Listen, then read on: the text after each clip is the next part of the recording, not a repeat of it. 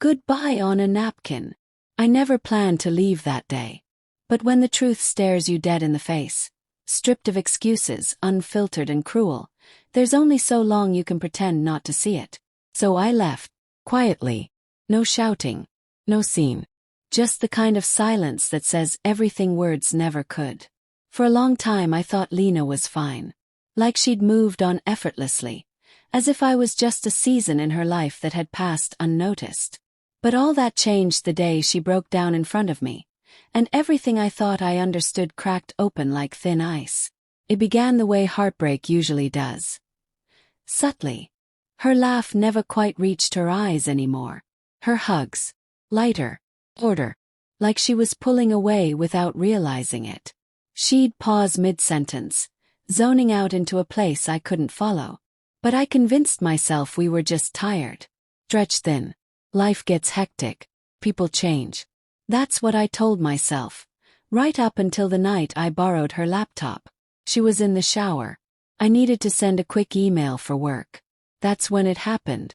A message blinked on the screen. I miss you too. He still doesn't know. That was all. But it said everything. I recognized the sender instantly. Noah, someone she used to work with. I didn't need to read anything else. Didn't need to scroll or dig or demand. That one sentence blew apart every illusion I'd been clinging to like splinters in a flood.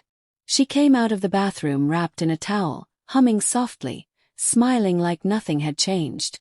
And I realized. That same smile had been lying to me. For who knows how long.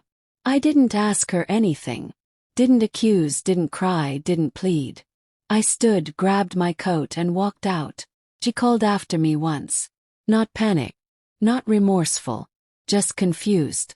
Because she never believed I'd actually go. But I did. That was the last time she saw me for a while. I didn't disappear to punish her. I left because staying had become suffocating. I moved to a different city, crashed on my old college roommate's couch, got a job at a logistics firm, and rented a studio apartment above a bakery. It wasn't much. But it was mine. Quiet. Empty but safe. The pain didn't vanish. But it dulled. Like background noise you eventually stop hearing. I ignored her calls. Deleted her messages unread. I never gave her the chance to explain. 'Cause, honestly, what explanation could make it right? 8 months passed. I was walking out of a bookstore one gray afternoon, arms full of paperbacks when I saw her. Lena. Crossed the street. Frozen. Like she'd seen a ghost. Maybe she had. She darted through traffic, nearly dropping her purse. I didn't move. She stopped a foot away from me, unsure, eyes wide and glistening. Her voice trembled. Can we talk? I wanted to turn around. Pretend I hadn't heard her. Pretend she didn't exist. But something in her face. Something real, something broken, stopped me. We ended up at Leighton Cafe, the quiet little place we used to go every Sunday. Same corner table. She didn't touch her coffee. Her hands wouldn't stop fidgeting. I've been looking for you, she said softly. I stared. Why? She exhaled, shaky.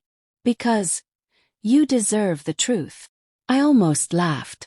Now she wanted to be honest. Still I stayed. And for the first time I listened. It's not what you think, she began. I raised an eyebrow, but didn't interrupt. I was scared, she said. Not of you, of losing you. Of not being enough. She looked down. Noah wasn't someone I loved. He was just there. When I felt invisible. When I felt like you were drifting away. He made me feel noticed. But it wasn't real. She swallowed hard. I leaned on him instead of leaning on you. That was my failure. I didn't speak.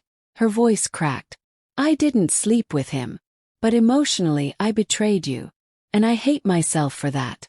You were working so hard for us. And I resented you instead of appreciating you. Tears slid down her cheeks. Not dramatic. Not manipulative. Just raw. Real sorrow. The kind that comes from someone who's been carrying guilt like a stone in their chest. I ruined everything, she whispered. But I never stopped loving you. There it was. The part of me that had loved her. deeply, wholly, felt something then. Not hope, but grief. Grief for what we had. For what we could have been. For what we lost. She looked up at me with red, tired eyes. "I don't expect forgiveness," she said. "I just needed you to know it wasn't your fault. Broke us. Not you." I stood up. Her eyes followed, filled with quiet desperation. I reached for a napkin, pulled out a pen from my coat pocket, and wrote one word. "Goodbye."